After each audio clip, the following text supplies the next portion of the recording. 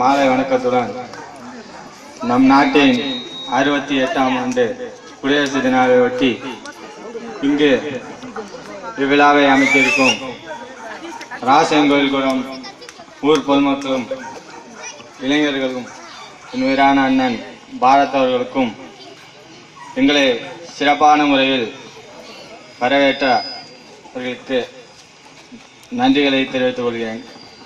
இதுபோன்று 200 ஆண்டுகளும் நம்மூரின் அறப்பணிகளை சிறப்பான முறையில் நிறைவேற்றுவது என் தந்தை சார்பிலும் கேட்டுக்கொள்கிறேன் என்று கூறி நன்றியுடன் தெரிவித்துக் கொள்கிறேன். நன்றி. கௌதமர்களுக்கு நன்றி.